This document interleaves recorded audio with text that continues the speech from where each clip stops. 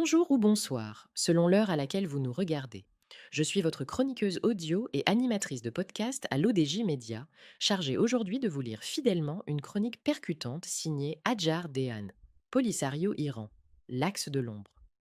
L'auteur commence par rappeler un événement marquant, survenu fin juin, qui a ravivé les tensions. Le 27 juin 2025 au soir, 4 projectiles tirés depuis la zone tampon à l'est du mur marocain ont visé les abords de Smara, provoquant une alarme parmi les civils et tombant près d'un site de la MINURSO. Cette violation du cessez-le-feu, survenue juste après le dépôt, la veille, par le Congrès américain d'un projet bipartisan visant à classer le Polisario comme organisation terroriste, a été immédiatement documentée par l'ONU conjointement avec les forces armées royales. Pour de nombreux observateurs, la synchronisation des deux événements signale la montée en puissance de logiques extra-régionales, notamment iraniennes, dans un conflit qui semblait figé.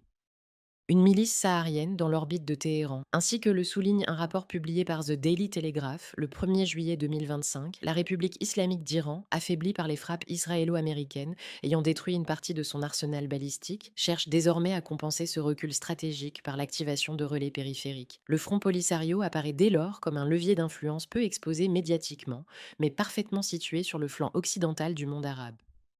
L'auteur précise que selon ce même rapport, corroboré par le Washington Post et des analyses du think tank Foundation for Defense of Democracies, le Polisario aurait reçu de l'Iran un appui logistique durable, comprenant des missiles de courte portée, des formations assurées par le Hezbollah, ainsi qu'un soutien idéologique affiché autour du narratif de la résistance. L'alliance se construit sur une convergence d'intérêts. Pour le Polisario, il s'agit de restaurer une capacité de nuisance, pour l'Iran d'ouvrir un front asymétrique dans le voisinage du flanc sud de l'Europe.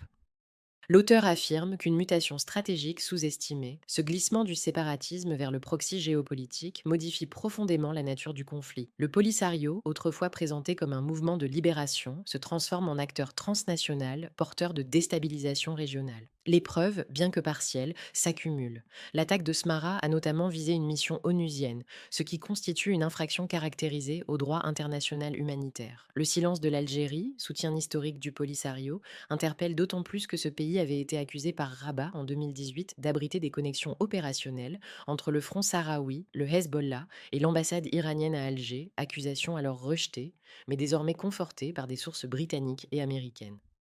À la dimension territoriale s'ajoute désormais un facteur transnational. Toujours selon The Telegraph, des projets d'attentats, visant notamment le bureau de liaison israélien à Rabat, auraient été déjoués par les services de renseignement occidentaux. Ces éléments témoignent d'un basculement inquiétant, de la guérilla localisée à l'exportation de la violence par procuration, avec un objectif assumé de déstabilisation des alliances atlantiques au Maghreb. Le Maroc, pays pivot de la coopération sécuritaire euro-africaine, devient ainsi cible prioritaire d'un axe composé d'acteurs non étatiques, financés et téléguidés par Téhéran.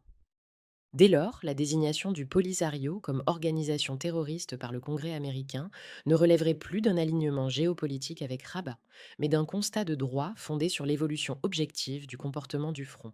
La menace n'est plus potentielle, elle est documentée, projetée, transfrontalière. Le conflit saharien ne peut plus être lu à l'aune du seul différend post-colonial. L'intégration du Polisario dans l'architecture informelle de l'axe iranien transforme un dossier onusien en point de cristallisation d'un désordre régional. Si la communauté internationale persiste à considérer ce front comme un acteur politique légitime, elle risque d'ignorer les signes avant-coureurs d'une mutation insidieuse, celle d'un séparatisme instrumentalisé au service d'un agenda d'expansion stratégique. L'auteur conclut en soulignant que dans cette perspective, l'ONU et les capitales européennes sont sommées de clarifier leur position. La reconnaissance de l'initiative marocaine d'autonomie, soutenue désormais par Washington, Londres et Paris, n'est plus une préférence diplomatique, elle devient une condition de stabilité régionale. À l'heure où le Polisario exporte ses méthodes, ses armes et son idéologie en dehors des frontières du Sahara, le maintien de l'ambiguïté ne relève plus de la neutralité, mais de la négligence stratégique. Merci de votre attention. Je vous retrouve très bientôt pour une nouvelle chronique, ici même, sur l'ODJ Média. À très vite.